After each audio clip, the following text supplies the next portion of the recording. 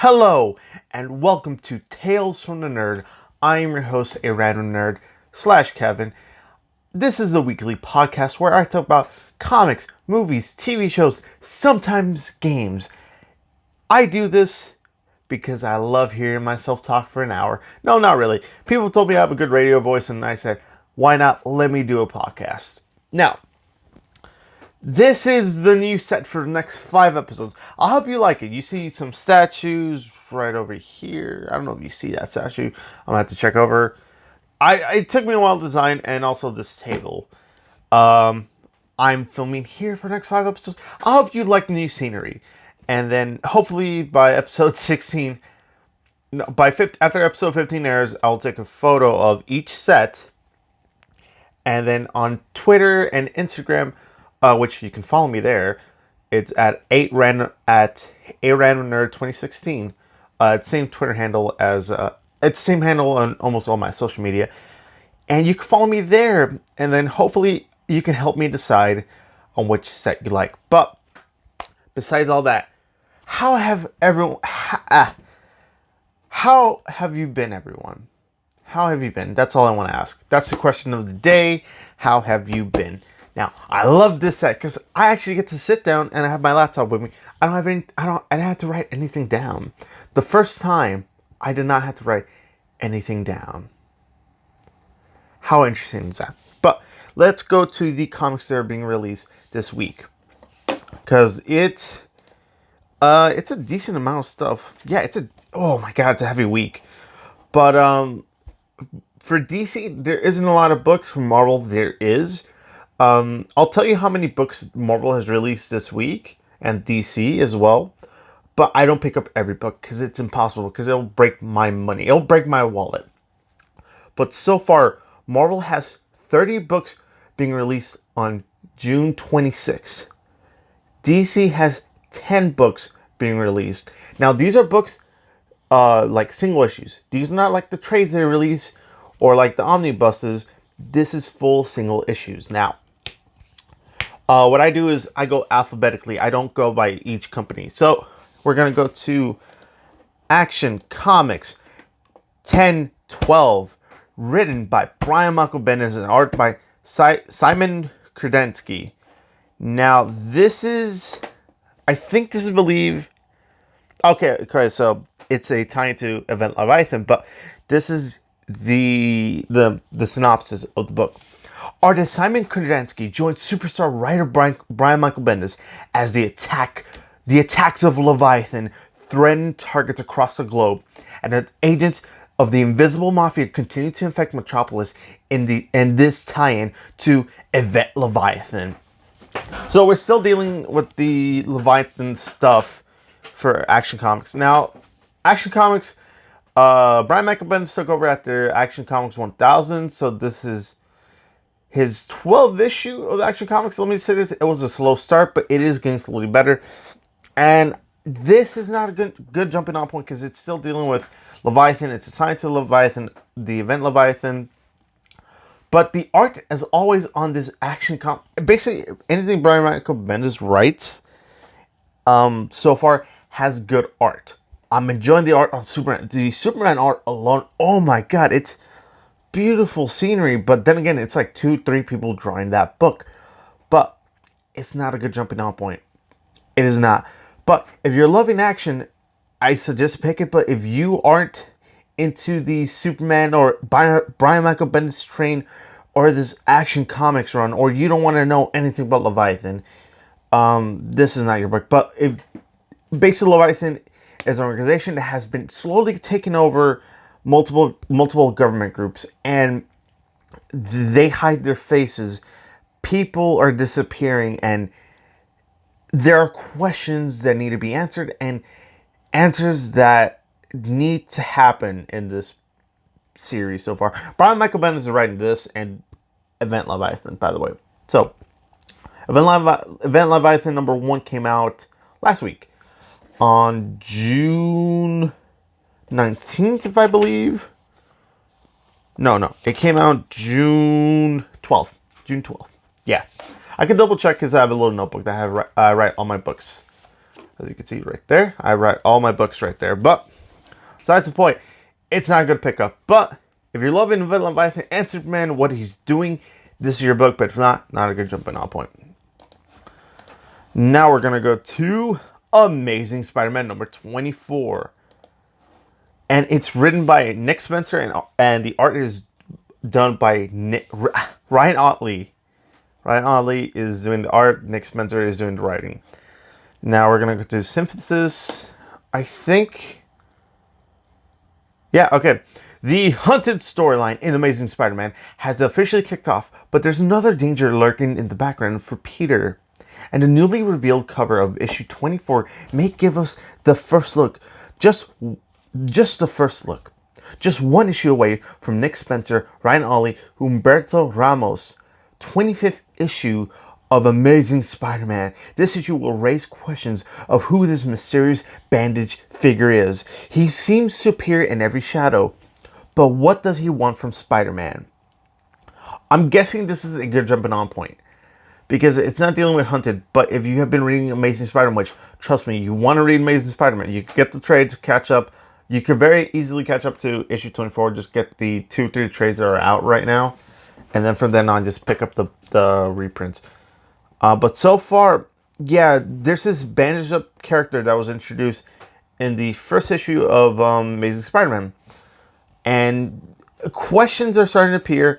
There are rumors who this villain might be. A lot of people think it's Captain Stacy, Gwen Stacy's father. But so far, this hooded figure, bandaged hooded figure, I'm really interested in what Nick Spencer's doing with this. Let me say this Spider-Man run is a fresh, it's a breath of fresh air. I can say that, because it brings Peter down to a more human level. And he's not questioning himself, but he's saying, like, I have to slow down, I'm enjoying my life. I'm reconnecting with people that I haven't really talked much, like Black Cat. And so far, this book is really fun. I highly recommend Spider-Man, Amazing Spider-Man. It's probably one of the top tier Spider-Man books coming out at the moment, because Marvel's doing a lot with Spider-Man at the moment. Spider-Man has like 5-6 different books coming out a lot. He has like 5 or 6 different books at the moment. But Amazing Spider-Man number 24, it's a good jumping on point. I highly recommend Amazing Spider-Man, the whole 24 issues. So, we're going to jump on to the next book. We're going to go to Avengers number 20. It is a War of the Realms tie-in. Just letting you know, War of the Realms is still not over. We're still dealing with that, so it's going to be a while. But it is written by Jason Aaron and art by Ed McGuinness. And we're going to go to synopsis right now. The War of the Realms tie-in. The final battle for Midgard. Captain Marvel leads the War Avengers. Hulk battles Ulik. Blade takes on the Black Berserkers of Roxxon. Plus, Daredevil, the God Without Fear, has a cryptic message that will decide the future of the team. Now, basically we've been getting, this is the third issue, if I remember, of War of the Realms. This is the third Avengers book that's tied to War of the Realms. The third issue of War of the Realms. So far, I like what they do. So in the first War of the Realms tie-in, if you haven't read, I think it's been about a month and a half. We got a version of the DC team in a Marvel version. We had Hyperion. Yeah, we had Hyperion. I forget the other guys, but they're like a mirror version of the Justice League. They even have a fun little nod to that. But so far, it's not a good jumping on point because, one, it's in the middle of the event, and also it's you're jumping onto a book which is in the middle of the event right now, and you're like, if you pick this up, you're like, what is going on? But Avengers has been really good. We got the first 6 to 7 issues with the Celestials, and then we got the small little bit of the info of the Avengers 1 million or 1 million BC, and then we got a whole weird story arc with vampires, which, oh my god, that was really good. And we got Blade as well, a new member of the Avengers. But is it a good jumping on point? No. It's you're dealing with a tie-in, and then you're dealing in the middle of the book, so not a good jumping on point. But if you love Avengers or you're loving War of the Realms, this is a pickup for you. But if not, if you don't want to read Avengers, you're like, yeah, I don't want to jump on right now. I think next issue, let's see. Yeah, next issue will be a good jumping on point. So right now, issue 20, not a good jumping on point. But so far, Avengers has been doing good. It's just, it's the middle of a tie-in. So, not going to pick up right now. Now we're going to Batman Beyond number 33. It's written by Dan Jurgens and art by Rick Leonardi and Andre Parks. Now, we're going to go to the synopsis. Yeah. So, Lost Days Part 3. So, this is a 6 story arc right now. A six issue story arc right now. Sorry if I'm repeating myself. I'm pretty new to this, so I'm going along as I go along. But pretty much, Lost Days Part 3. Defeated at the hands of the Split, Batman radios for help. But Bruce Wayne doesn't seem to have the same knowledge and experience Terry has relied on over the years from his mentor. Meanwhile, Melanie Walker tries to get to the bottom of everyone's strange behavior by breaking into Arkham Asylum. Will she make a shocking discovery that will help Terry the way Bruce seems unable to? Now, yeah, basically this Bruce Wayne, oh my god, I'm sorry, right now where I'm at, it's not balanced, so I'm slowly sliding off to the camera. If you're hearing this in the Spotify, which I am working on, by the way, I'm working on trying to get this on Spotify. It's just, I've been busy with family and then catching on books. I've been cleaning. But besides the point, yeah, so far in part 1, which is issue 31, we got to look at Bruce Wayne, and he's acting very different.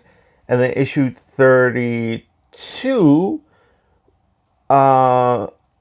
he acts more differently. He's like, I don't want to be the computer. I don't want to be on the computer. Let me go party. I left Matt in the Batcave, which Matt is Terry's brother.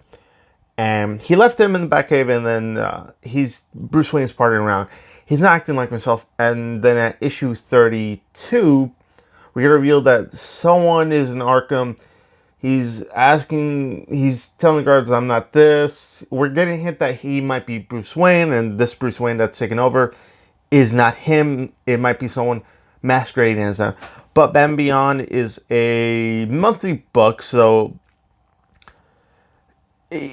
stories like this will take time. It does come out every month, but is it a good jumping on point? Yes and no, because you can still find issue 31, 32, and 33 in stores. I have found them, but because I have a pull list, if you don't know what a pull list is, you write down the characters you like or the books you know that are coming out right now. You give it to the comic book shop.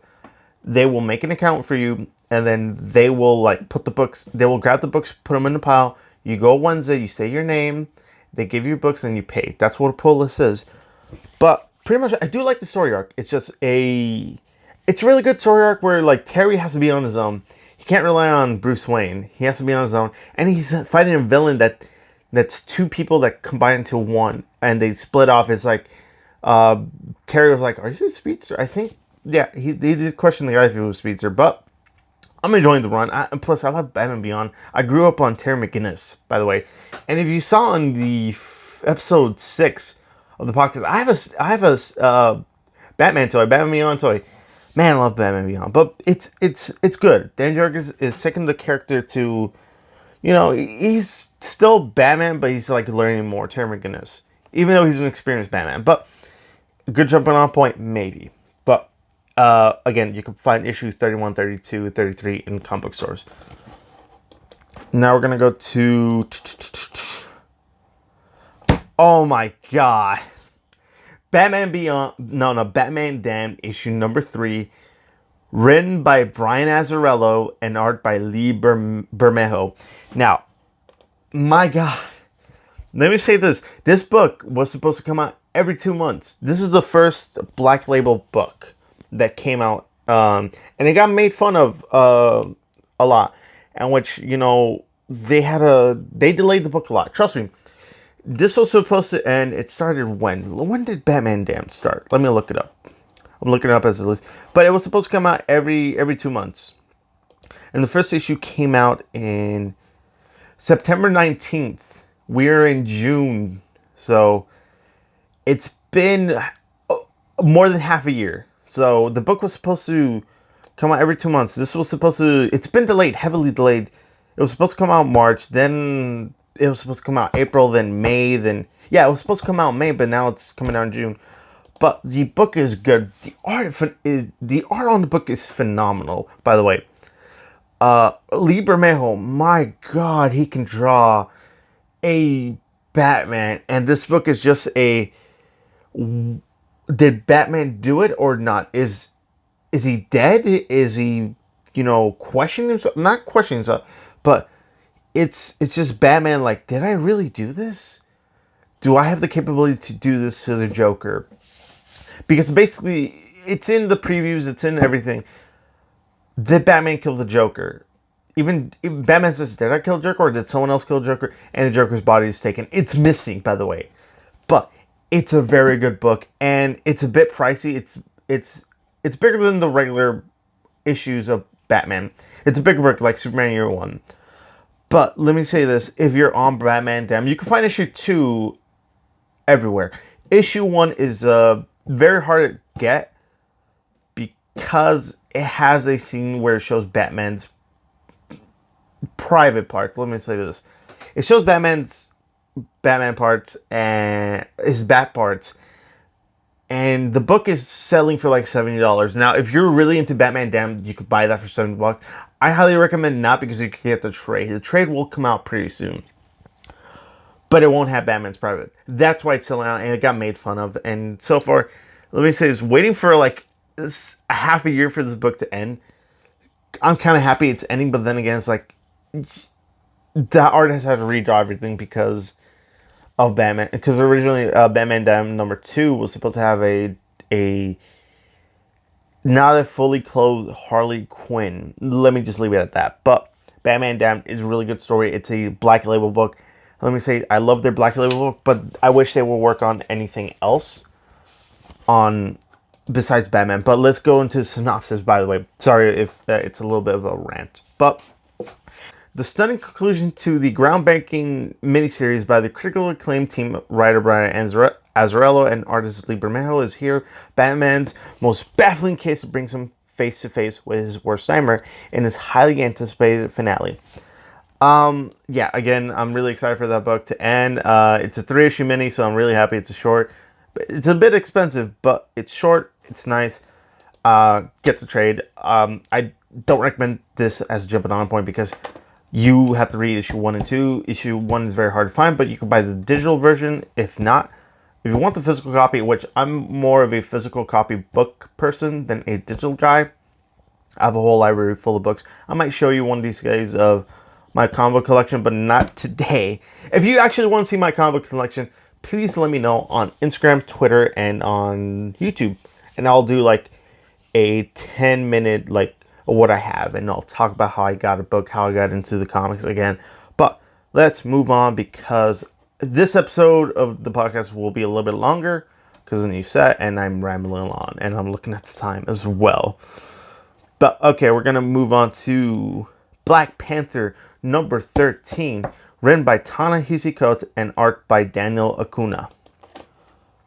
Basically, this is a good jumping on point, by the way. This is, if you want to jump into Black Panther right now, this is your jumping on point. Get issue 13, because it's a new arc and a first contact with Wakanda Prime. 2000 season starts here. Weeks ago, the Black Panther disappeared on a mission into deep space, leaving behind his country, his family, the woman he loved. Found out at last what Wakanda Prime has done without its king, as the race against Jadaka's expansion continues. The goddess Bast makes a dramatic move, and T'Challa reaches out for the life he left behind. Again, this art, has he done this book before? Daniel Acuna. Let me just look it up. But so far, no. He did the cover art. He's done the cover art before. But just look at the cover art alone, I think the book will have a good artist. Now, basically for the last 12 issues, Black Panther has been in space. His memory was wiped, and he's been, trying slowly to remember who he is, and he finally learns who he is, and he's heading back to Earth. But basically, good jumping on point. I'm enjoying Black Panther. Black Panther has made a weird space ride, but let me say this: I'm happy he is back in Earth, and we're gonna do ramifications of what he left his kingdom. And I have one question: like, what will he do? Like, because if he left, who took over? How is he gonna reclaim his kingdom? How are the people gonna react for him leaving and waiting this long? So, and he's also the leader of the Avengers. So, what will the Avengers say?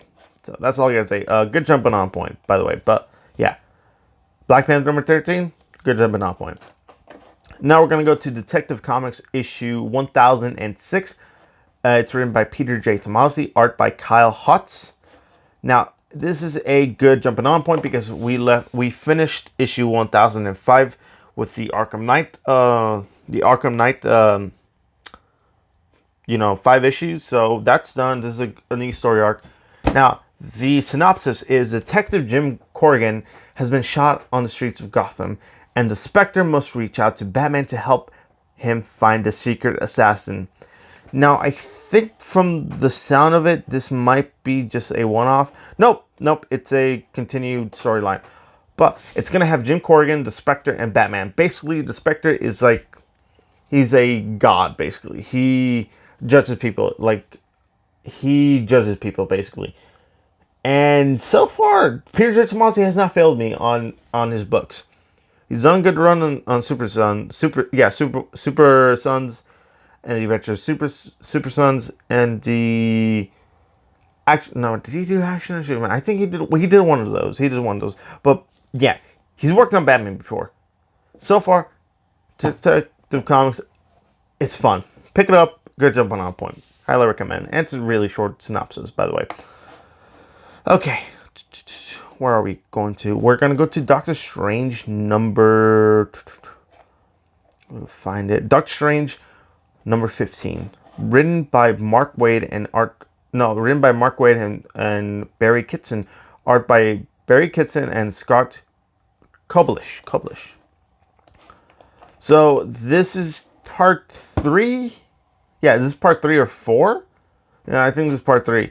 Not a good jumping on point, but basically, let's read the synopsis and then I'll explain why it's not a good jumping on point. With a refreshing alter-dimensional feast and an alliance with Dormammu, Galactus has never been more terrifying. Do a reunited Doctor Strange and Clea have a chance to stop them? It's not looking good.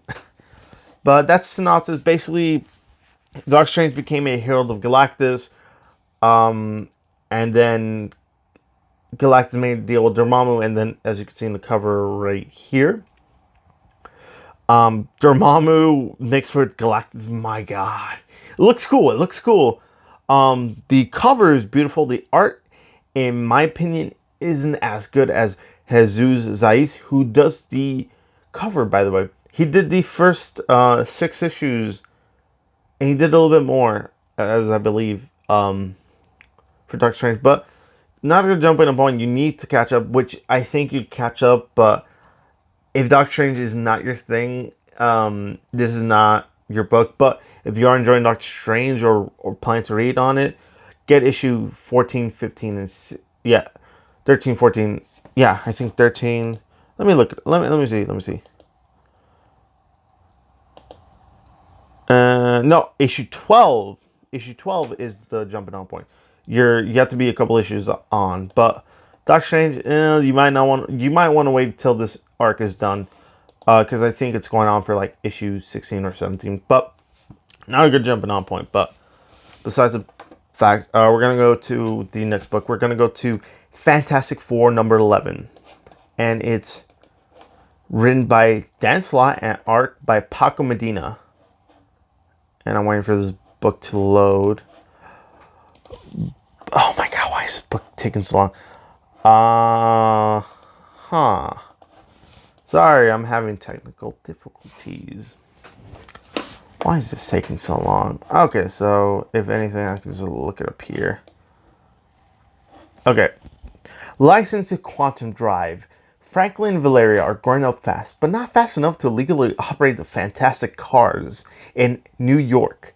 But wouldn't you know it, the day of their big driving test is the exact moment the entire microverse might explode and take our reality with it. Get ready for a cosmic adventure with Marvel's first family and the two members of New York's Department of Motor Vehicles going to parallel worlds. Easy parallel parking, kinda hard. So far this issue is going to deal with Franklin and Valeria driving and getting their license. Luckily it's not War of the Realm sign because last issue was. So far, is this a good jumping on point? Yes. If you want to read Fantastic Four, this is your jumping on point because it's dealing right after. If you want to know how the Fantastic Four came back after Secret Wars, you're going to have to pick up the trade. But so far, if you don't want to read that, you just want to jump out to Fantastic Four, this is your jumping on point. I'm doing this for no goddamn reason. But so far, Fantastic Four has been okay. It's been okay. It's not been the greatest run, but it's not the worst. But it's still, it's good. It's good, lighthearted Fantastic Four book. Now we're gonna go to Flash number 4. No, not number 14. Flash number 73. It's dealing with the year 1 storyline at the moment. This is part 4, if I remember, because part 3 came out. Yeah, this is part 4. Not a good jumping on point unless you've been catching up, and I have been talking about this book for a while. If you've been listening to the podcast. This is basically a retelling of Flash, Barry Allen's Flash, of his first year of being the Flash. So the Flash year 1 continues as our hero picks up the pieces from his disastrous defeat at the hands of the Turtle. The rise of the Rogues in Central City gives the Flash renewed resolve. But Barry is still learning to master his abilities, and while an experienced speedster might know how to outrun a gun, this time he may not be so lucky. Basically, if you've been reading The Flash, it's really good. Joshua Williams, he knows how to write The Flash with passion. And this is just retelling of his first year. He's getting like small tweaks to his costume. You see how he designs it. You learn how he gets his, well, you already know how he gets his speed. He gets hit by lightning. But it's just him like, I can do this? I didn't know I could do this. What's going on? How can I do this? I'm buying way too many shoes. I'm burning all my shoes. Well, this can be good for a costume. I'm gonna quit. No, I'm gonna be here. But basically, yeah, it's very fun. It's part 4. You can still find issues 71, 72, 73. No, 70, 71, 72, 73 on comic store still. If not, you go get it on digital as well. But good jump, not a good jumping on point unless you've been reading Flash. But I highly recommend you pick up year 1.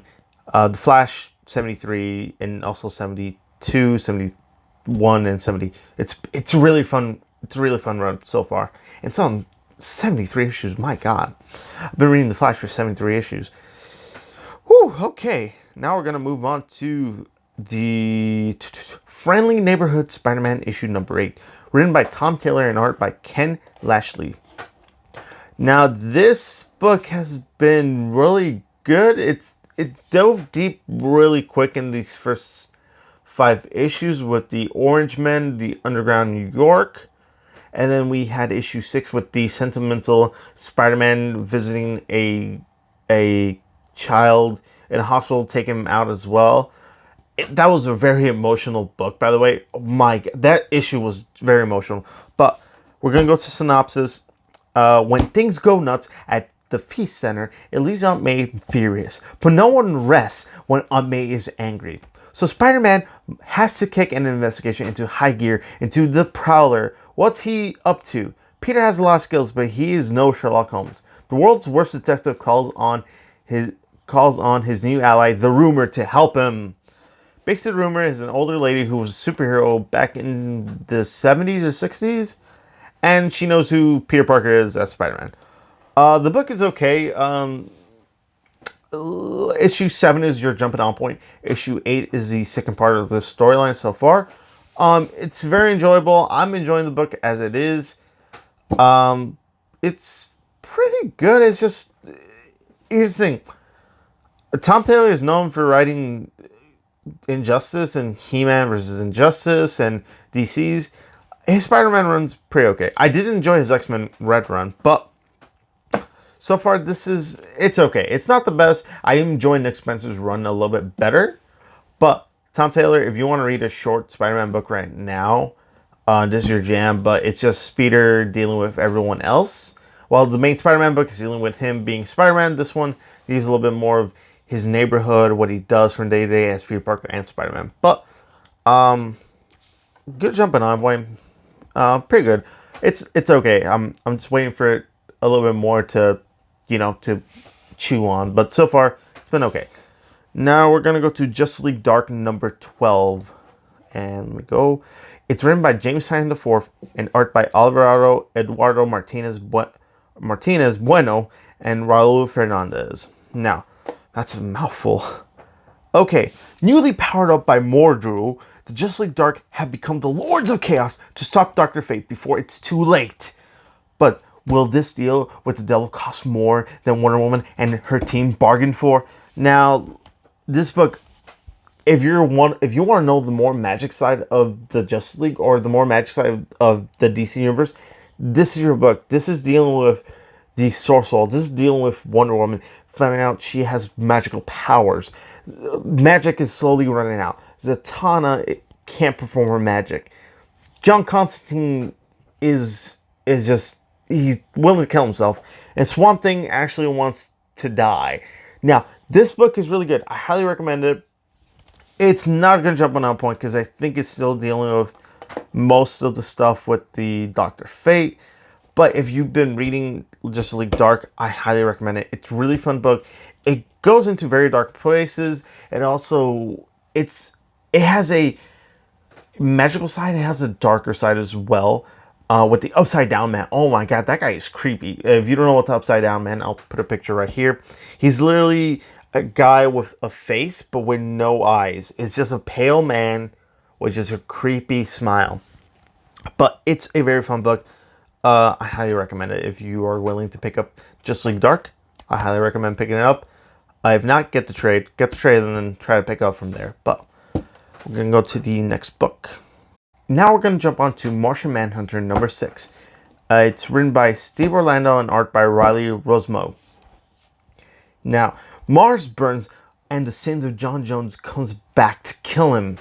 John will do everything in his power to save his family from Hanmer's curse. But once they discover the type of manhunter he really is, will they want to go anywhere with him? Now, this is kind of a retelling of Martian Manhunter. He's not really the do-gooder we get from Justice League. He's really he's a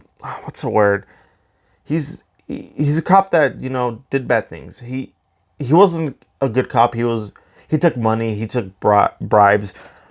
And it's just him when he landed on Earth, he's just, trying to make up for that. He took over a man's identity called John Jones, not John Jones. Because how you say Martian Manhunter's name is John Jones. And he took over the alias of John Jones, a man who was a police officer. He said he was going to do one case and then, give up. But then slowly he said, I want to do more good. And he took over. It's a really, really fun book. It's also very creepy, the way that Riley Rossmo draws the book. But if Martian Manhunter is your thing, it's not a good jumping on point. Let me say this. This is more of a trade weight book because it's a 12-issue book. And if you could try to find the singles on digital, you could buy the book. But if you're trying to find a physical, you're going to have a little bit hard time. I've searched for issue 1 and 2 and 3. They've sold out in most comic book stores I've looked at. But if you're really into Martian Manhunter, go get it. But if you want to read the whole thing, I would highly suggest when this book is over, get the trade. But yeah, that's it for Martian Manhunter. Now we're going to go to Superior Spider-Man, which I have to look for. Sorry, give me a moment. Yeah, Superior Spider-Man is pretty good. I'll give it that. If I can find it. I gotta find it. Oh, wait. I'm an idiot. I have 2 pages. Okay, there we go. Sorry, I have like 2 pages worth of comic book news. But because earlier that website was not working, now it is. But this is a War of the Realms tie-in. Now, Superior Spider-Man, if you don't know him, he's not Peter Parker. He is Otto Octavius, a clone, a mashup of Peter Parker's DNA and his DNA, Otto Octavius' DNA, into a new clone body. He is younger. He is thinner. He is Octopus at his prime, or Otto at his prime, basically. And basically, he's not staying in New York. He's staying in Los Angeles. And he's trying to be a hero again, like he did in his original Superior Spider-Man run, written by Dan Slott. Now, this book, it's been pretty good. I do like it. I do like this cockier version of Otto Octavius. Like, I know what to do. Just do this and this and this. No moralities. But if you're a person with morals, just get out. And then his ex-girlfriend was like, no. You help people. Help people to have morals and, you know, make people feel good. But let's go to the synthesis. Otto Octavius and Quentin Quire, BFFs. With American Chavez as the power, transportation, and well, only real hero can Superior Spider-Man and the West Coast Avengers help turn the tide against Malekith and his forces. Now, again, this is a Warlords tie-in. You don't have to read it. I think next issue 9, is a new story arc. Yeah, issue 9 is a new story arc. So, if you want to jump onto Superior Spider-Man, if you don't want to read Peter Parker, the guy who causes his own trouble, or you want to read Doc Ock, or you want to read Miles, or you want to read Spider-Gwen, you got a ton of Spider books at the moment. You even get Spider-Man Life Story. But besides the point, if you want to read Otto Octavius being Spider-Man, this is your book. But if you want to read War of the Realms, if you don't want to jump on, I suggest you don't jump on at this point, because you're dealing with a book that's 8 issues in. You're dealing with a tie-in to another story. But so far, it's been a fun ride. I suggest you pick up issue 9 instead of 8. But we're going to move on to a DC book. We're going to move on to The Terrifics.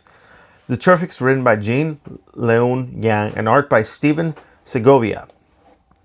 The mystery of the God Games deepens, and the Terrifics must find themselves face to face with a being unlike any they've encountered before. But is this digital deity benevolent, or is this an angry god? When the team discovered Simon and Sapphire Stag on the Executioner's block, the answer would seem to be pretty clear. Now, this is part 3, if I remember. Yes, this is part 3 because issue 15 was the first.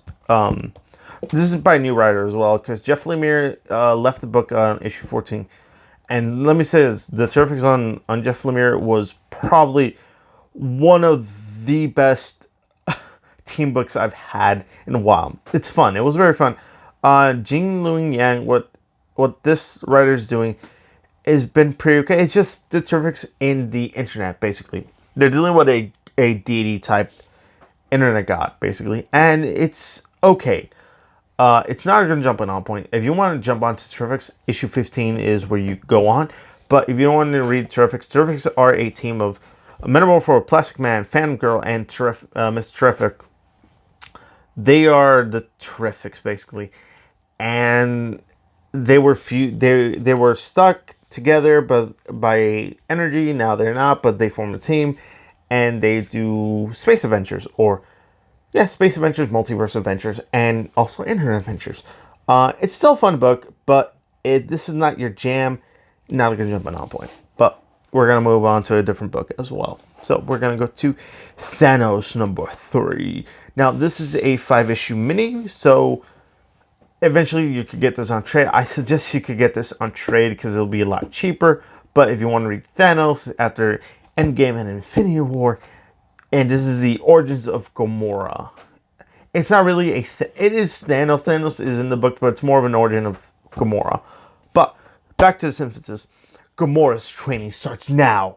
But will this new bond between them grow in the face of an oncoming war? Meanwhile, Thanos' Proto-Black Order plots a mutiny. Thanos is written by Tini Howard and art by Ariel Olivetti.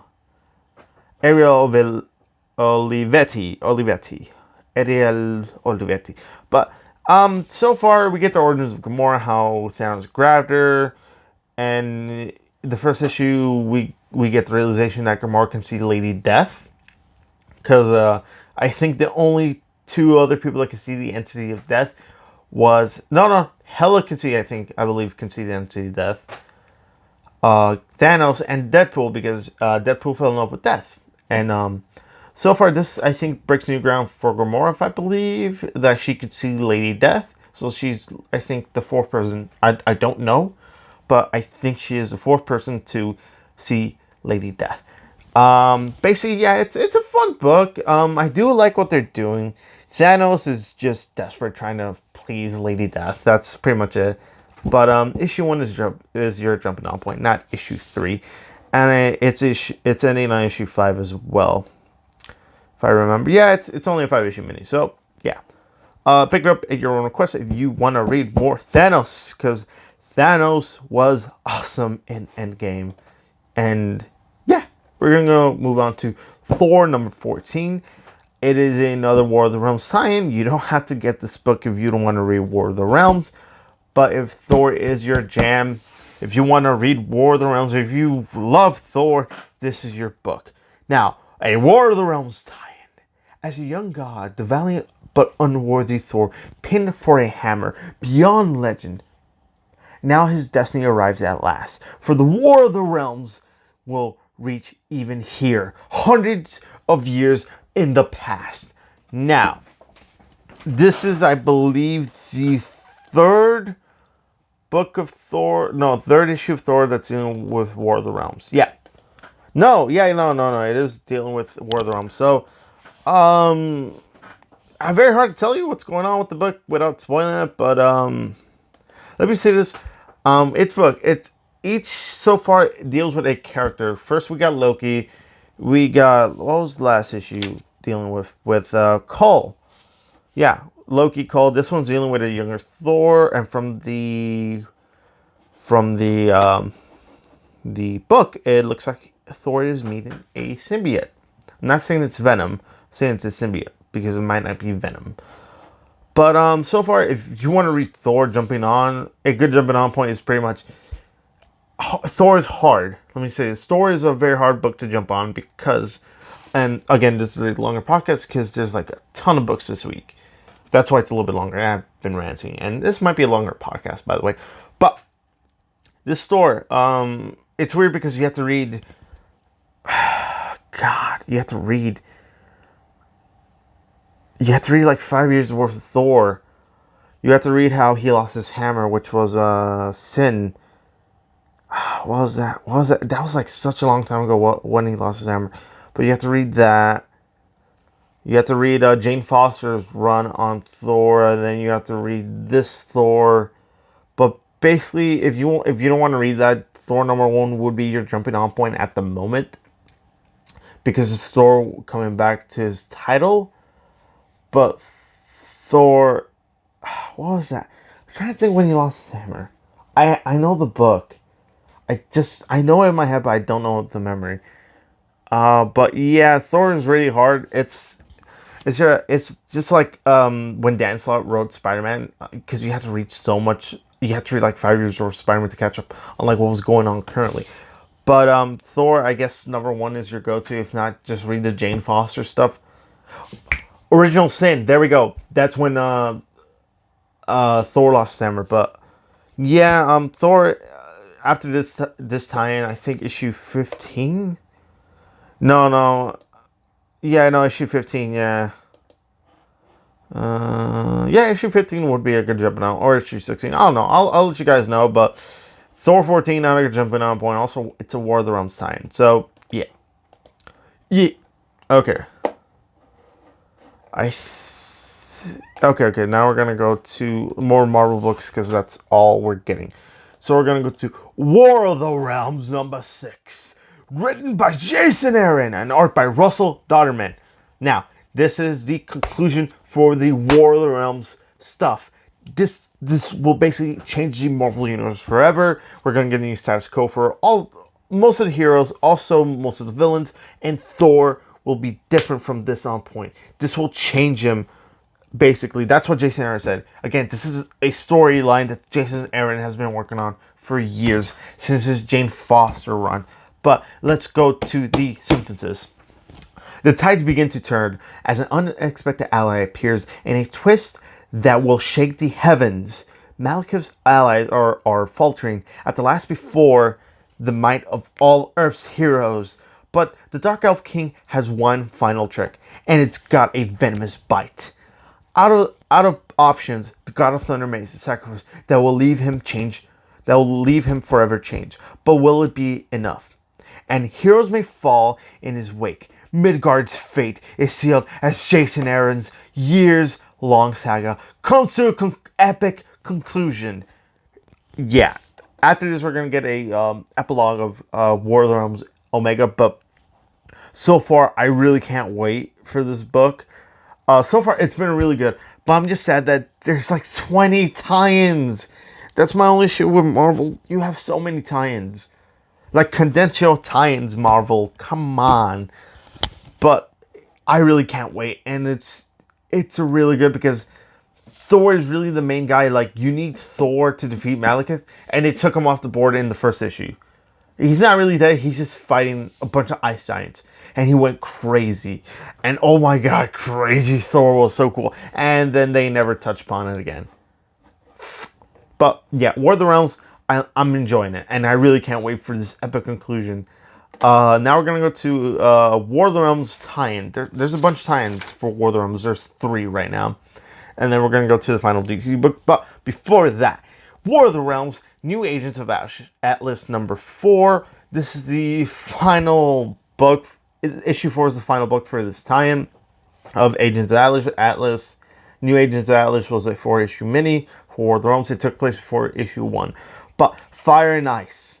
As the Queen of Cinders unleashes her endgame, Ominous Joe and the Agents of Atlas must face their greatest task.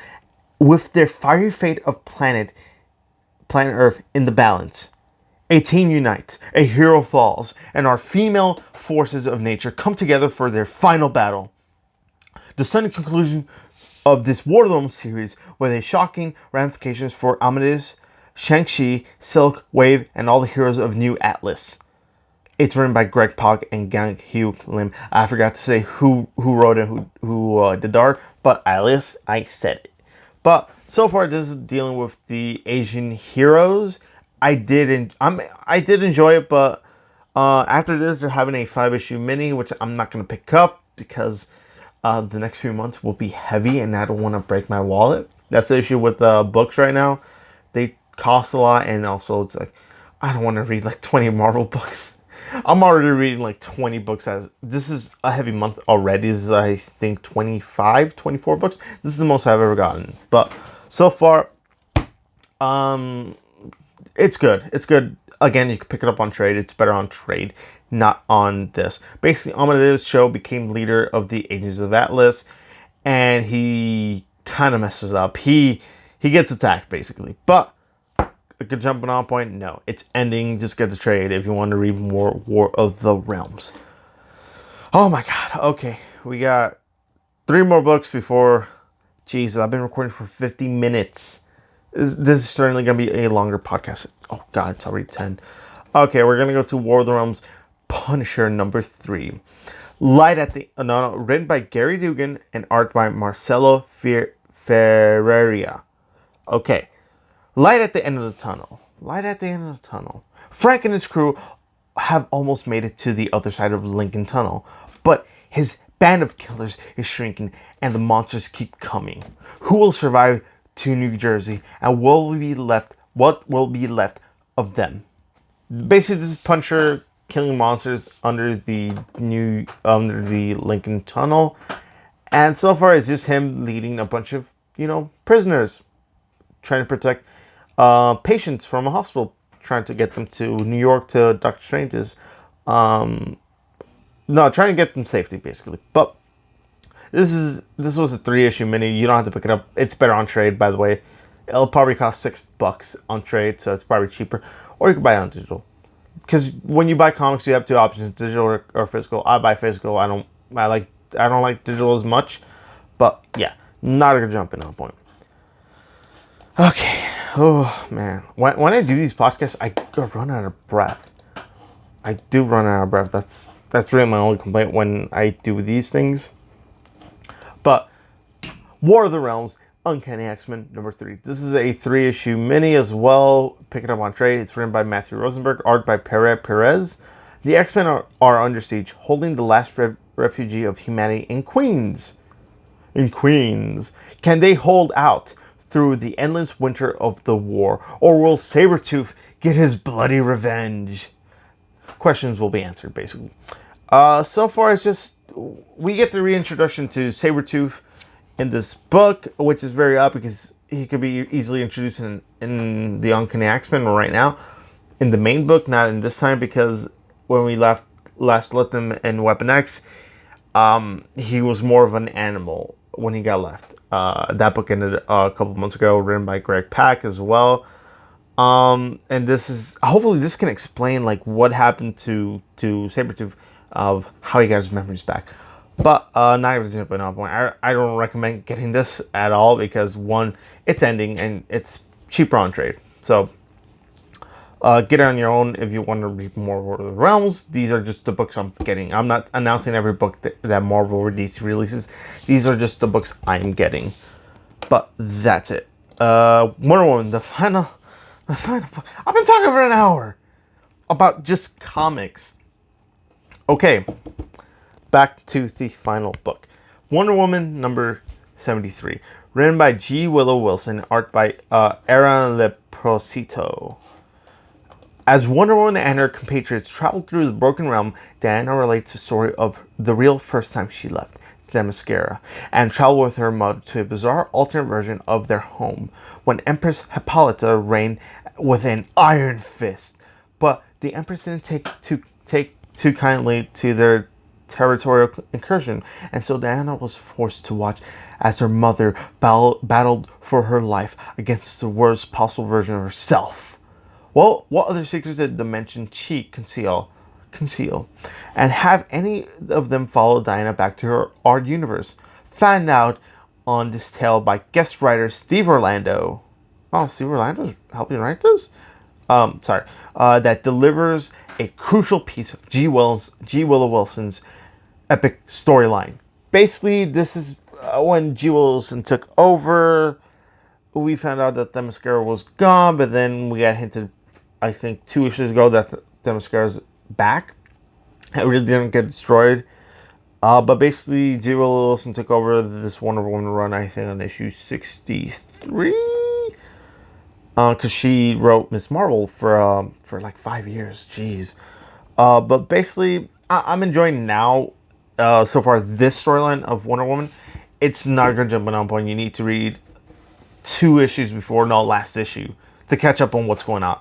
But so far, Diana is rediscovering Themyscira, and we're going to get a flashback to her as well. So, yeah, I'm really excited for issue 73.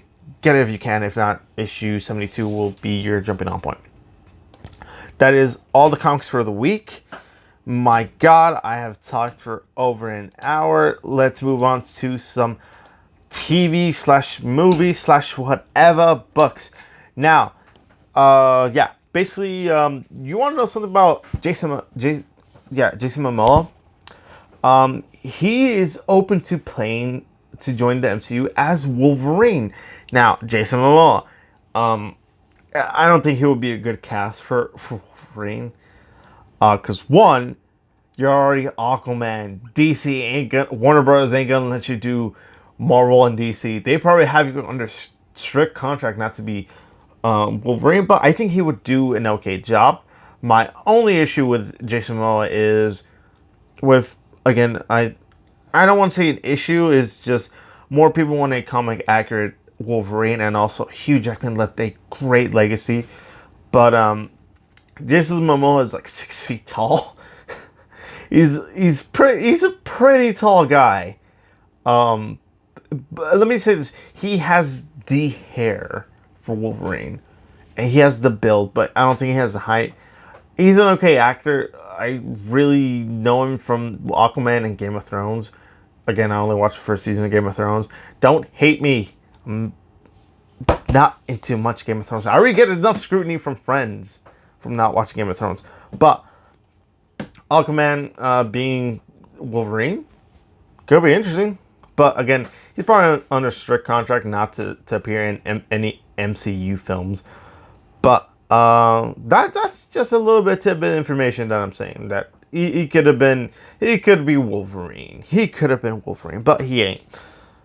Now we're gonna. There's Stranger Things, but the Stranger Things stars believe that they need like 2 more seasons or 1 more season to wrap the whole thing up.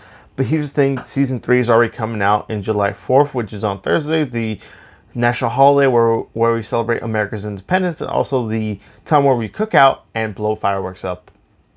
Yeah, but doesn't need like 1 more. I don't know. After how season 2 ended, season 2 left not the best taste in my mouth. Because the season 2 trailer made it seem the kids were traveling to the upside down. They were gonna battle the creatures, but no, everything that showed in the trailer really happened in the last like 3 episodes. Which is very sad because I was really excited for the season. I was like, yes, yes, yes. And I'm like, oh. But I really can't wait for Stranger Things season 3, and we get to see how season 3 ends to see how season 4 will be, or even if season 4 will be created, because as you know, Netflix doesn't really do shows more than 3 seasons, so that's very up on the floor. But yeah, that's pretty much it for Stranger Things. Now we're gonna go to what Robert Downey Jr. has said. If you know who Robert Downey Jr. is, he is the man that played Iron Man, aka Tony Stark. With the, if you haven't seen Endgame, this is spoilery, his death. Now, Robert Downey Jr. wants to see Ironheart in the MCU. Now, Ironheart is a 16-year-old child, a child prodigy. She's very smart. She is from Chicago. Yeah, she built her own Iron Man suit, basically. And she was created back, I believe, in like 2015. She's a really kind of a new character. She was written by Brian Michael Bendis. She's a Brian Michael Bendis creation. So let me see, because I have the laptop now. Riri Williams. Now, let me see her creation. Yeah, she's just a smart girl from Chicago. And what I see here, I would love to see a version of her. Yeah, she was created in 2015, so I wasn't too off. But yeah, she basically took over Iron Man's role after his kind of death, or like sleep, or in coma after Civil War II. But her book was pretty okay. I mean, I wish they did more character development to her. She's more like, I can do anything. But I know Eve Ewing is doing the book right now, and it's on issue 4, I believe. And so far, the book's been okay. I would love to see Riri. I would love to see anyone take up the Iron Man mantle, because the guy who's in Iron Man 3, the little kid, he could be Iron Lad, or we could get Riri Williams, or that's pretty much it. But yeah, I'm really excited what they do in the future MCU. Yeah, that's it. Let's see.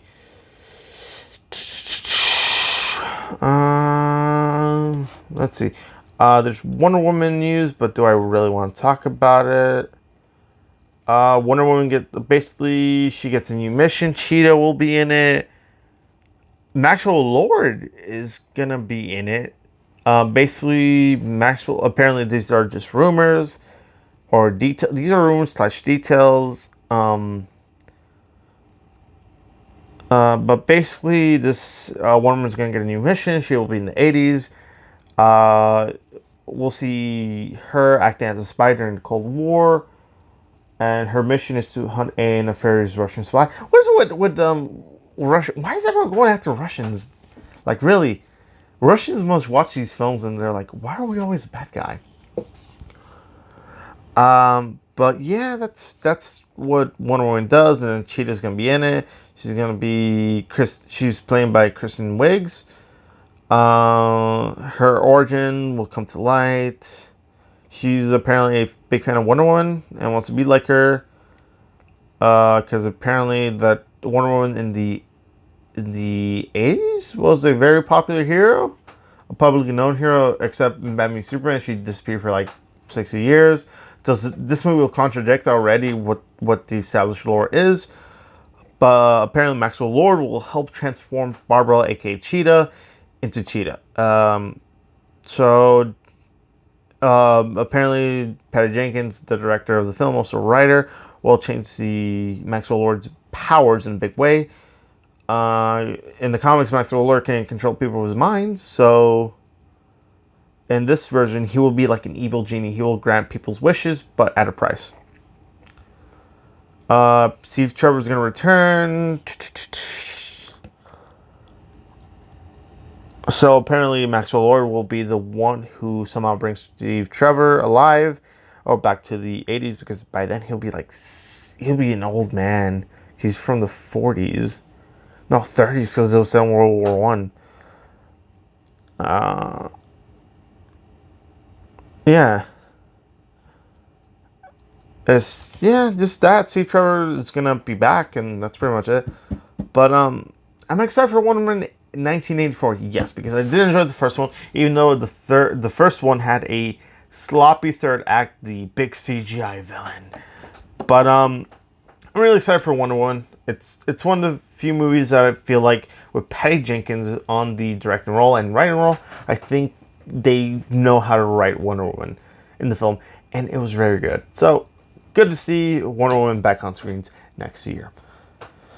Okay, now we're gonna go top. Sorry about that. Just can't. Okay, now we're gonna talk about Shang-Chi. Now, there's a short list for Shang-Chi. Apparently, it's including Ludi Lin, Donnie Yen. So those two actors will try to play roles. Basically, Donnie Yen is from. He played the blind guy in Rogue One. I am the Force and the Force is with me. He's the guy who said that. I think I'm paraphrasing, but I'll put a picture right here and who's who.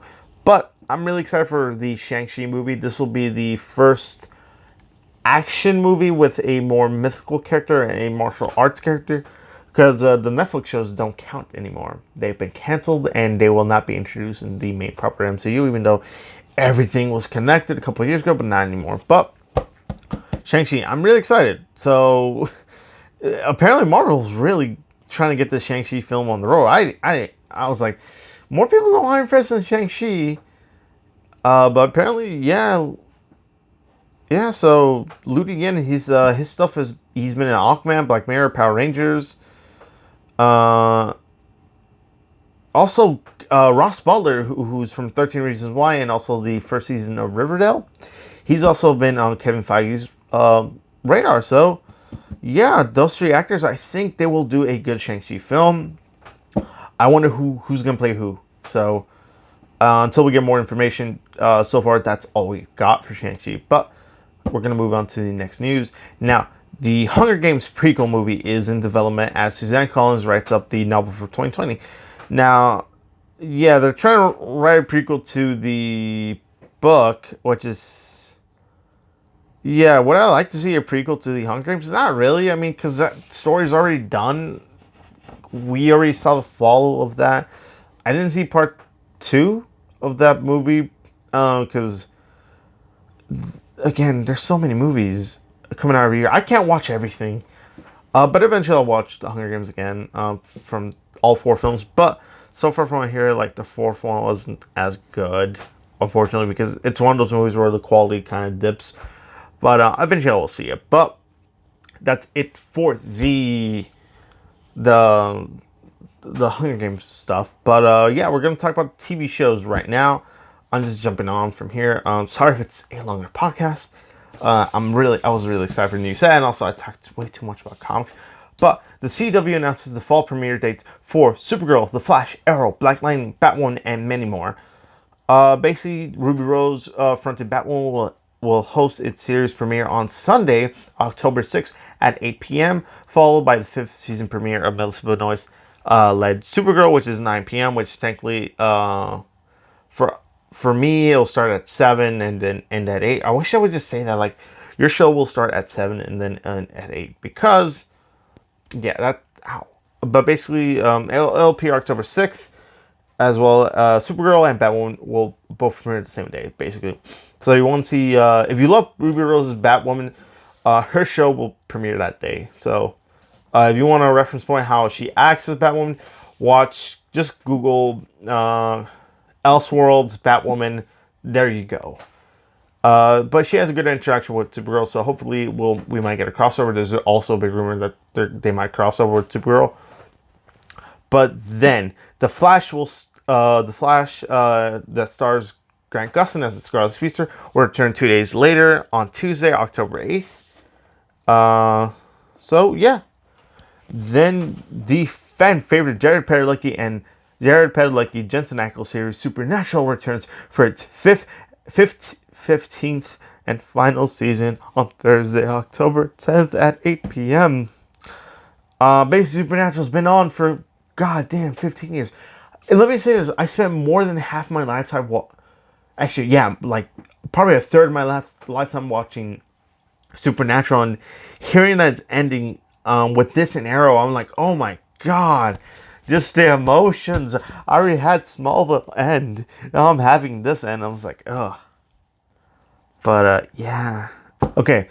Now we're gonna talk about the 10 episode final season of Stephen Amell's led Arrow. That's the following week on October 15th at 9 p.m. So it'll be Flash and Arrow. And then finally, Cress Williams' Black Lightning returns for its third season on Monday, October 21st at 9 p.m. So basically, it'll air at 8. And meanwhile, the CW is saving Legends of Tomorrow, Lucy Hale's Caddy Keene, Roswell, New Mexico, and In the Dark, and The 100 for mid-season. So basically, when all the shows are on break or close to break, those shows will appear, which is weird because we're having the crossover, so we know Legends of Tomorrow is having an episode. I don't know how they're going to do this, but so far, let me repeat what's going to appear on Sunday. Sunday is October 6th, will be Batwoman, then Supergirl, that will be the season premiere. Then if you're interested in All American, which is basically a football show, All American will air on Monday, October 7th.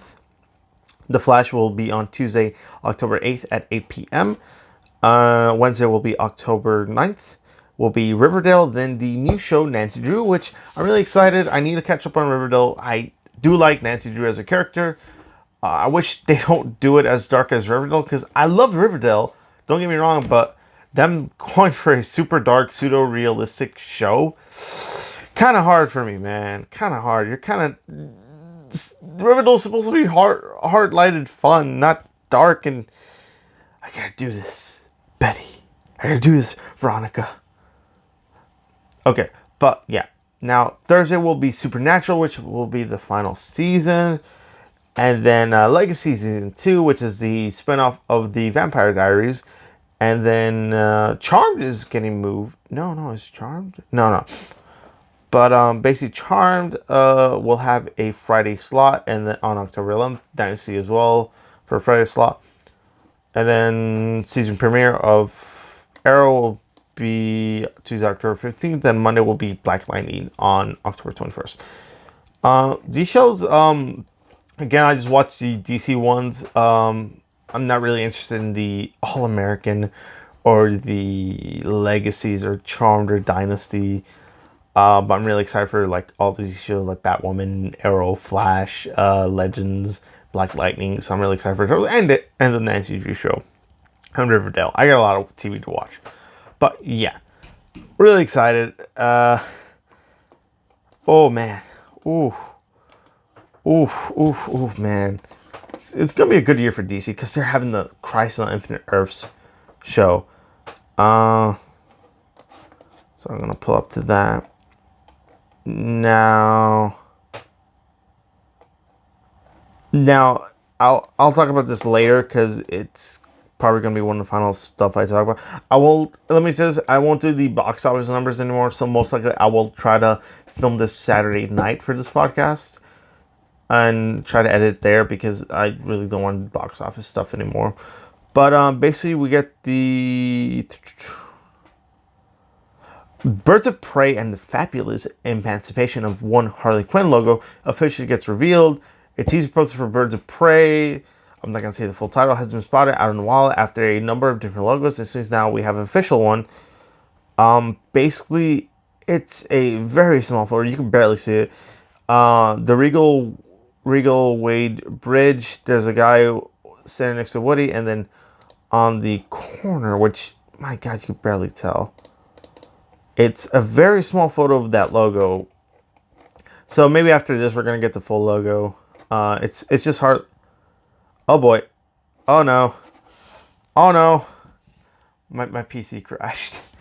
No, I had computer issues, so I was fixing that. Still going to be a long episode, sorry. But for the most part, yeah, we're going to continue on the news. I'm going to try to make this a little bit shorter. But so far, this... I don't know.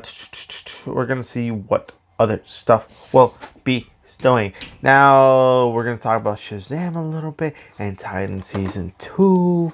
Not that. Oh, okay. Oh, no. That's okay. I'll talk about that.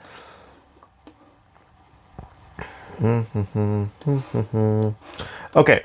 Now, Shazam number 2 or Shazam 2 sequel may begin filming as soon as next spring, according to Zachary Levi.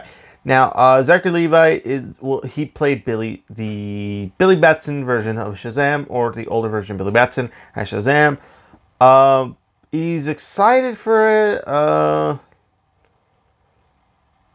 Let me say this: Shazam was a fun of fresh air, a breath of fresh air for the hero genre. It's basically a kid's film. It's not a kid's film. It's just learning how to grow up, basically. And it's fun. And the villain is not cheesy. It has an actual backstory. And the hero actually goes through something. He's not like, I'm a hero now, let me do hero stuff. No, Billy Batson's like, no, I'm misusing my powers. And then slowly he becomes a hero. Now, Shazam was fun. I really can't wait for the sequel. It did not earn enough money, unfortunately, because in the foreign market, China wouldn't let this film air over there, because it deals with magic and so far. Anything magic, China doesn't want. But I really can't wait for Shazam number 2. As you can see, I have a Shazam statue right here. Oh no, right here. Bam. I'm going to clip this, put you back in place, Shazam. Oh, sorry, I'm putting this back. But yeah, so far, Shazam, very fun. I can't wait for the sequel. Now we're going to talk about the next stuff in the podcast. Now, we get a first look of Superboy, aka, what was his name? Oh, God. Superboy, Connor Kent. Yeah, god damn, I can't believe I forgot that. Yeah, Connor Kent. Basically, we get the first look at Joshua Arpin in costume as Superboy. Now, he has the blue pants, and then the black shirt with the S logo. Let me say this. He looks good as Superboy. Now, he was teased at the very end of Season 1 of Titans in the post-credit scene. But he will join the team later this season, because right now they're filming in Canada, in Toronto, I believe. But let me say this, he looks good, because I'll put the image right here. He looks very good. He looks very Superboy. He looks like Superboy that we've seen in Young Justice, and he looks good. I really can't wait for Young Justice Season 2. Season 1 was a mixed bag for me. I did enjoy the later half of the season. The very beginning was very rough for me, in my opinion, but I did enjoy it, and we're gonna move on. Now, the Harley Quinn animated shows has its Selena Kyle, and the Alien vs. Predator, yes, that movie from 2004, if I remember. Basically, the Alien vs. Predator movie. Star Santa Lathan will play Catwoman, or voice Catwoman, technically. This article who had it should have said will voice, but she'll voice Catwoman in the DC Universe app. But so far, I've only seen her in. Let me look up her filmography, because I've only seen her in Aliens vs. Predator, unless I've seen her somewhere else. I'll put up a picture of who she is right here. But let's see what she's done. She's done Now You See Me Too. Okay. She's Happily Ever After. American Assassin. Approaching Unknown. The Perfect Guy. Repentance. The Best Man Holiday. Contagion. Okay, I remember Contagion because I watched it for not medical school. I'm just gonna shut up. I did watch Contagion a long time ago. And that's all the stuff she's been in movies. She's been in Twilight Zone in an episode of she played Nina Harrison in Replay. She was in The Affair. She was in Shots Fired, The Real Husbands of Hollywood, Boss, Tilda, and Family Guy as Donna Tubbs. I mean, she hasn't done much. Yeah, Alien vs. Predator was 2004. I was right. Okay, but yeah, I'm interested in how she will voice Catwoman. Will she do a like an accent or not? I don't know. I really can't wait. Because Kaylee Cuoco will play Harley. Lake Bell is Poison Ivy. Alan Tudyk as the Joker. Rahul Kohli as Scarecrow. I believe he's the guy from My Zombie. He's Ravi. Please tell me he's Ravi. Come on. I knew it. It was Ravi. God. Yeah, Rahul Kohli. Let me say this. He is a phenomenal actor. I love him in My Zombie. I'm sad that show's ending too. But, yeah. He'll play Scarecrow. Daedric Bader as Batman. Tony Hill as Dr. Psycho. Chris Meloni as Commissioner Gordon. Yeah, it's going to have good voice actors, so I'm very looking forward to it. It's not going to be for kids. It'll be very for adults. So, yeah. Now, probably the best news I've heard for San Diego Comic-Con, which is the Marvel Studios will have a panel in it this year, because last year they didn't do it. They premiered most stuff in D3. Now, good news for MCU fans, because Marvel Studios will have a Hall H presence this year. After all, Deadline reports that there is no concrete lineup in place, but there's obviously a pretty good chance we'll learn a lot more of Marvel's plans for Phase 4, and fans will be hoping for some kind of update regarding the recently acquired 20th Century Fox properties, which is, X-Men, Fantastic Four. So far, as far as active footage goes, the solo Black Widow movie film is already in production. That is fairly safe bet. There's also a chance Marvel will have something to show for the Eternals films. We're gonna get, the Disney TV shows, but we'll probably get an update on Disney Plus shows. But any major news relating to the likes of Loki, WandaVision, Falcon, and Winter Soldier will most likely save D3, because D3 is like a convention that Disney sets up. But I'm really excited that they're having presents for that, because last year I was like, everyone was like, they won't have a presents for San Diego. The world is falling, and it's like, they only missed 1 year. It sucks, but it's only gonna be a year, and most likely they're gonna be next year. Because I guess they didn't want to spoil Endgame. It's like their baby, but yeah. We're gonna get some. Let me say this. I'm really excited. I'm happy that they're back. Of course, it's Black Panther 2, Doctor Strange 2, The Eternals, Black Widow, and Shang-Chi. Those are movies we know that are in production at the moment. So, yeah, I'm really excited for their presence in that. Now, I'm looking for certain stuff right now for this stuff to talk about, because I did not have much stuff to talk about. But so far I'm looking. I should have done this before, but then again, I tried to do this one time and it didn't work out. But yeah, I'm mostly going to talk about, it's mostly MCU stuff I'm going to be talking about in a bit. And then the troll we had from the big troll we had from Marvel, from Twitter. Jesus Christ. Now, the new Captain America actor. Let me say this: if you haven't seen Endgame, come on, you haven't seen the biggest movie in the world. Come on, people. But the new Captain America actor, Anthony Mackie, warns fans to expect something different from Chris Evans' Captain America, because of course, Anthony Mackie will play the passing of the mantle, basically. And Chris Evans did a fantastic Captain America for his 3 films, his 3 film arc. But I really can't wait for Anthony Mackie. People still complain that Winter Soldier should have gotten the mantle, but then again, you have to think that he hasn't gotten his redemption arc yet. It wouldn't be fair for that to happen. Plus, Sam was a soldier. He's a fellow brother at arms. He kind of has the same morals for Cap, so it kind of made sense for him to be the new Cap. And then you never know.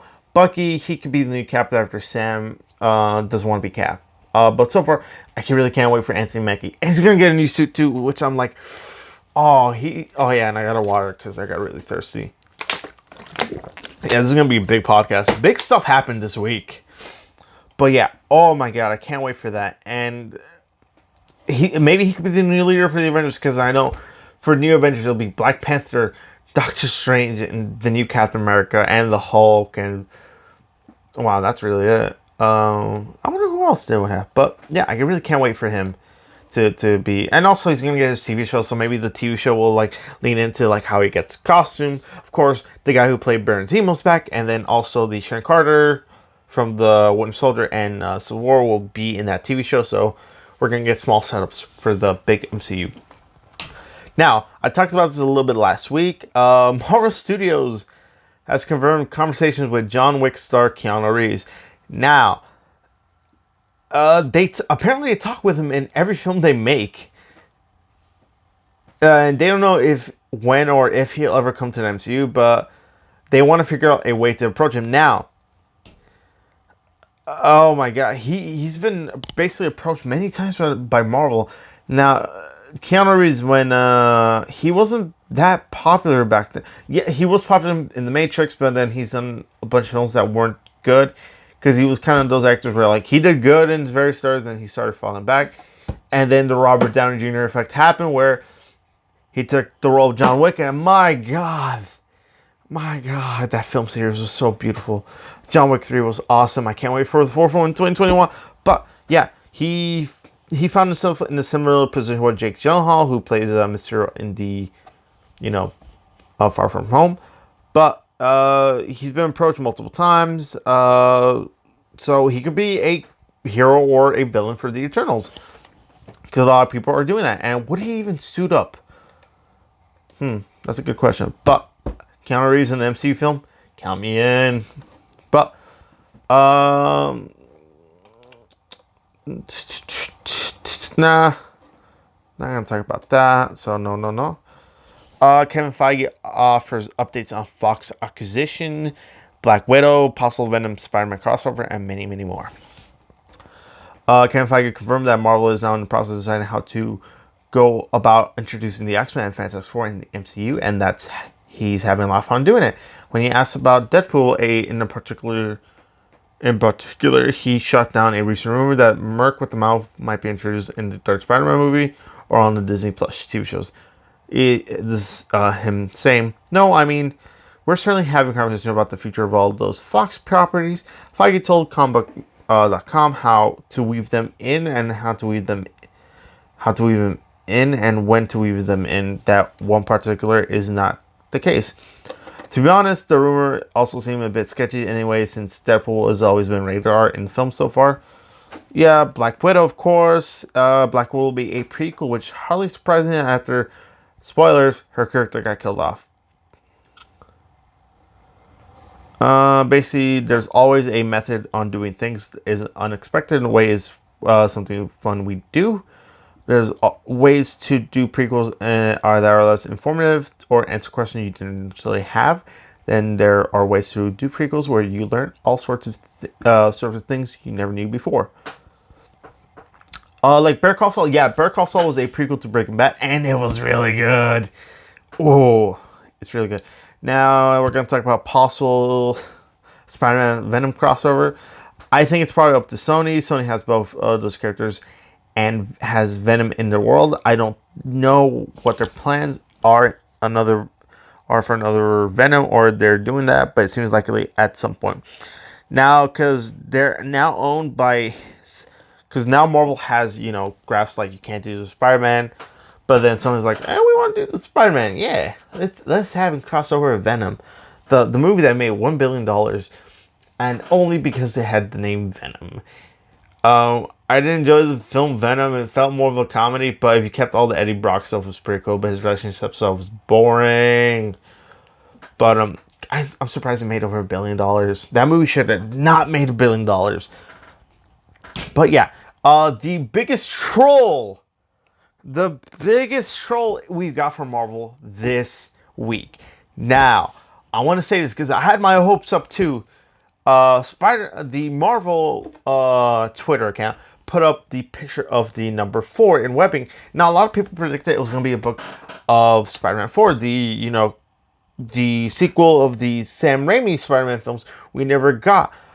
People were like, "Oh, we're gonna get a book for Spider-Man 4 after this many years." Yes. And then slowly counting down, 3, 2, 1. There was art by Alex Ross with Tobey Maguire Spider-Man and Kristen Dunst's Mary Jane, and we're like, oh, it's a thing. And then it got announced on a couple days ago that J.J. Abrams and his son Henry Abrams are writing a new Spider-Man miniseries that will introduce a villain.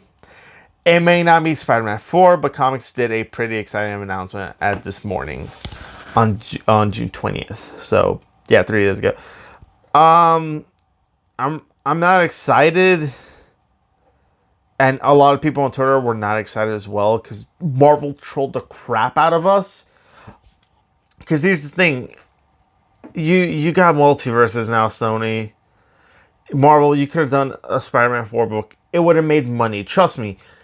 Because people still beg, like, can we still get a Spider-Man 4? Come on. Just bring back Tobey Maguire. Bring back Kristen Dunst. Come on. Now with Sony wanted to do a multiverse, and Tom Holland said, yeah, I would like to do a multiverse with, Andrew Garfield and Tobey Maguire. And I would like to see a multiverse movie where they bring Tobey Maguire, an older Spider-Man, and then Andrew Garfield, like, his Spider-Man is like, I'm the Peter Parker who's been through a lot. And then Andrew Garfield's like, no, I had some stuff happen, but I'm doing okay now. I have my Mary. I have a life now. The older Peter Parker's like, yeah, I have a kid now too. He could be like the older Peter Parker from that Spider-Man book who has his life together. And he has a daughter. But I'm really excited. I'm not excited for the book. God damn, no. And it got a lot of people mad for that. Like, come on, Marvel. Like, how can you dangle this in front of our head and then drop the news that we're not going to get Spider-Man 4? But yeah. Just the miniseries will introduce a new villain, Cadaverius, who will cause all kinds of trouble for both Peter Parker and Spider-Man, as well for Spider-Man's love interest, Mary Jane. I'm not excited for that book. And plus, Marvel, you have Spider-Man books. You have like 6 books of Spider-Man coming out. Stop doing that. Stop being nasty. And then I'll talk about a few more things, and I'll try to edit the podcast. We'll try to end the podcast, but Jesus Christ, how can you mess that up? Come on. Avengers Endgame 4K Ultra HD Blu-ray cover and bonus feature revealed. Now, we're gonna get the 4K movie. When is it? But we got a cover for it. We're gonna have about 5 minutes of deleted scenes, a gag reel, Avengers Damage Control, an immersive VR adventure in memory of Stan Lee, introduction by the Russos brothers journey to the Endgame, the woman of the MCU, the setting tone, casting Robert Downey Jr., Bro Thor, dropped out of his time, Captain America, Black Widow, whatever it takes. It'll have all that. We don't have a release date for that, but it'll probably be what came out in April. It always comes 3 to 4 months. So most likely around August. August we'll get the Blu-ray. August or September, because that's usually when movies come out in DVD. Because DVDs always come out 3 to 4 months. So most likely, if not 5 months, we're gonna get that in August. But yeah, we're gonna get a bunch of features, and of course, seeing it in 4K will be a lot better than the noisy theater. I love theater, but my God, some people don't know how to stop talking. But we're gonna move on to the next news now. Halloween sequel reportedly set for 2020 release. Jamie Lee Curtis will return as Laurie Strode. And following the news of a sequel, David Gordon's Green, well-received Halloween revival is officially moving forward with a Stardust scribe Scott Teams on board to pen the script. Collider reports that the Blumhouse horror follow-up is scheduled for the start shooting after Labor Day with an October 16th, 2020 release date in mind. Jamie Lee Curtis is all but assured to return as Laurie Strode, who finally seemed to exorcise the masked demon that plagued her for decades in the last film. Of course, you can't keep a good knife-wielding killer down. Mike Myers evidently survived the fire that swept through Strode's house in the final scenes. Judy Greer and Andy Matuchak are also expected to reprise their roles as Laurie's daughter and granddaughter, respectively. As great as 2018's Halloween was, let's hope for the next installment is more of a stale rehash, rehash, and doesn't make the same mistakes that many sequels to John Carpenter's original did back in the day. Basically, Halloween had like multiple sequels, and they started getting worse and worse, and then they rebooted it by Rob Zombie for like 2 films, then that ended, and then this Halloween sequel basically is the proper sequel to the first Halloween movie. All the other ones never happened, so Laurie Strode is not the brother of Michael, so all that lore we knew about Michael is gone. But then again, they might reintroduce it in the second film. But I saw the first film. Oh my god, I'm really excited for the 2020 release date. And it's always coming out near October. Having a proper horror movie coming out near October, fantastic. Now, Mark Hamill apparently spoils how Skywalker returns. When asked directly if The Rise of Sky will be his last film, Hamill replied, "I sure hope so. I had a closure in the last one," Hamill added, referring to Luke's departure in The Last Jedi. "The fact that I'm involved in any capacity is only because that particular aspect of Star Wars mythology, where if you're a Jedi, you get to come back and make a curtain call as a Force ghost." Now, it just says that he's going to be a Force ghost, which we kind of all predicted. But yeah, that's pretty much it. And how do I feel about that?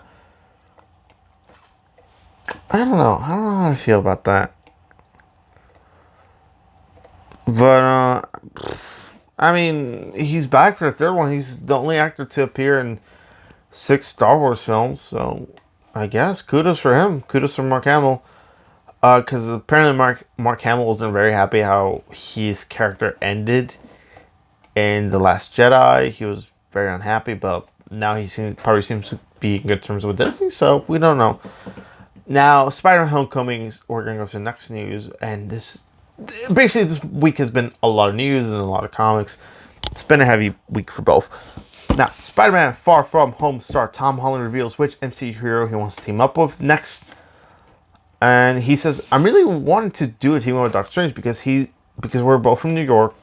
We're both New Yorkers, and I just really like the idea of a science guy being teamed up with a guy who does magic because it totally contradicts everything he knows.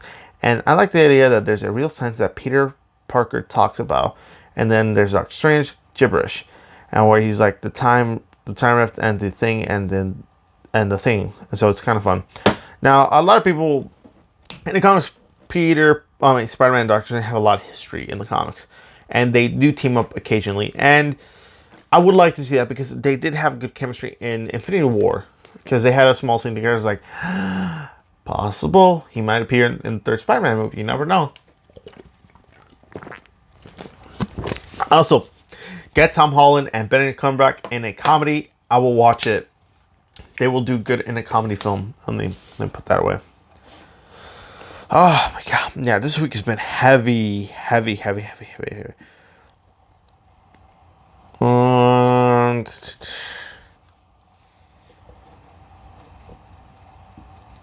Now, I'm looking for a few more articles.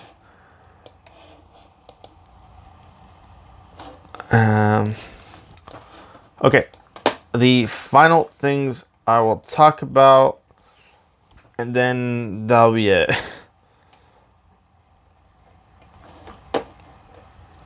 Okay. The final few things. Now, the Batman. Josh Gad says he won't be playing Penguin in Matt Reeves' upcoming Batman movie. Okay, he said, okay.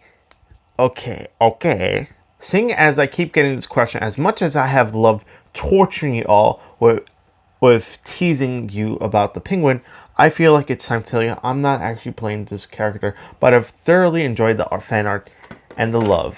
Now, Josh Gad, oh my god, he would have been the perfect Penguin. The fan art on him, and then people been asking to do that character. I think he would have done good, but then again, it's sad that he's not getting. But apparently we are getting the Penguin in that movie. I wonder who's going to take up Matt, because the only other character who played him in film, sorry, the guy who played him in the TV show, but I think he would have done good. He could have done good, but yeah, Penguin, Josh Gad, the Dreamcast of everyone who wanted him. Sorry, you're not gonna get him. The next piece of news now. DC announces movies all the time, especially sequels or movies or spin-offs. Now, the Aquaman director James Wan says The Trench will be a monster horror film. Now, if you saw Aquaman, The Trench had a 5-minute showcase where Arthur Curry, Aquaman, and Mera were attacked by the Trench, which were those big fish creatures. Yeah, this is what he said. Well, we, they're still deep in sort of crafting the script, crafting the story right now. So I don't want to get that into too much, but definitely it's one that I really want to lean into horror of it. So it's going to play more into a monster horror film than it will be a superhero, but it's still definitely part of the Aquaman world. Do I want to see this film? No, because here's the thing. They had a 5-minute scene. I said, okay, that's fine. They were a New 52 thing, and they were done well. I don't need a whole movie explaining the lore. And here's the thing. The Trench will not earn money. Because it's just a character thing. It's just a one-off character, and you can't have one-off characters in their own film. It won't work, in my opinion. And doing a horror film, it'll work, but then you have to, set up the lore already, or you have to set up the world. You have to say it's connected to the world or not. And only comic fans will watch it, unless the trailer looks really good. That's my only concern. But are you excited for a Trench film? I know I'm not. Oh my god. Okay. Now we're gonna go to more Black Widow stuff, basically.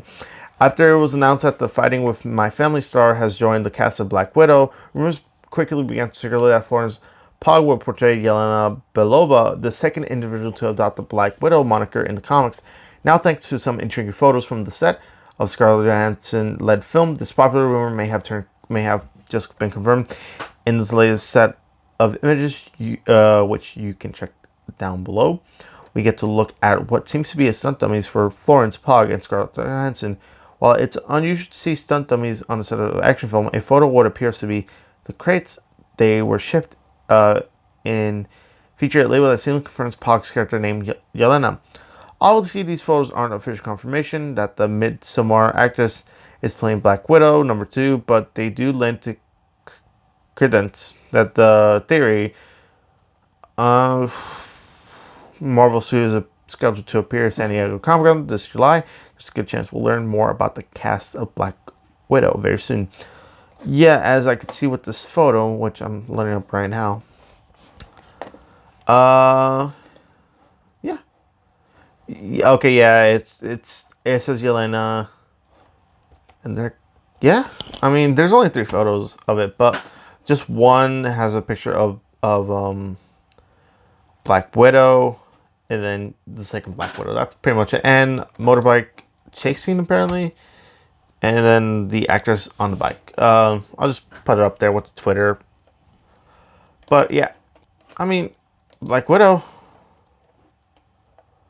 And also because of that, this is connected to the same article.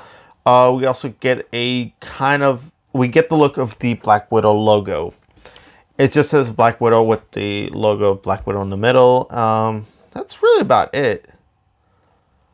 So it's a prequel to, it's set between Civil War and Endgame, that Black Widow film. But then there's also speculation that it might be after Endgame, which I highly doubt because that character already has her ending, which is very sad.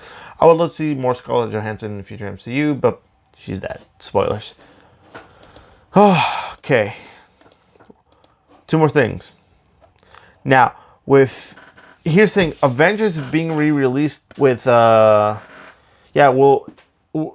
Endgame will be released in theaters this year with a 6-minute of additional footage in order to push the line and break Avatar's all-time record of 2.7 billion gross. Now, if that may be cheating, it should be pointed out, and has been many, that Avatar only attained the number due to its own release. Avatar, a special edition in 2010, which itself included 9 minutes of additional footage, grossed an additional 33 million in its original release. Avatar made an actual gross of 2.7 billion. It's a fairly arguable point that this is all that should really count towards record books. Anyways, well, today Avengers Endgame broke the record, having taken in a total of 2.7 billion. Well, basically, Avatar took over 2,749,000,000 dollars. It's a really long number. Basically 2,749,064,328, and then the Avengers Endgame now has a 2,749,603,966 dollars. It's fairly assumed that they beat the record, but it's being released with like 6 additional minutes of footage. So they said it will not be in the main movie. It'll be after the credits. So after the credits, you're going to get the 6 minutes. So a couple deleted scenes, some apparently a memory of Stan Lee thing. So will I see Avengers Endgame release? Maybe, because I've seen the film twice. I really don't want to cry for a third time. But I might see it. I don't know. But I'm happy Avengers Endgame finally broke the record. It's the #1 movie in the world now, so I give it that. Now we're gonna talk about the final thing. Disney and Pixar's Toy Story 4 has arrived, just in the nick of time to resurrect the box office with a stellar 238 million worldwide, 118 million domestic, and 120 million foreign. Making it the biggest out for an animated movie ever. So far, yeah. Toy Story 4 took that. Child's Play took over 14 million. Aladdin took 12 million. And Men in Black International. Okay, that took that. That took that. That took that. Took 10 million. And Secret Life of Pets took 10 million as well. So, wow. So, Toy Story 4, Child's Play, Aladdin, Men in Black International, Life of Pets 2. Basically, just animated films have topped this month. And also because last week's numbers were very weak as well. For this week's movie, I do want to say yesterday. I do want to say it looks fun. And also, come on, you can't beat anything with the Beatles. Okay, that's it for the podcast. I have been filming for about 2 hours. The podcast might be less, but most likely not. It'll be about more than an hour and a half. But I hope you enjoy. Take care, everyone. Have a good day. Hopefully next week I can make this shorter. And I do have other plans for this channel. But you can find me at Twitter and Instagram. The links for my Twitter and Instagram will be down below. Take care. Have a good night. Bye-bye. Peace.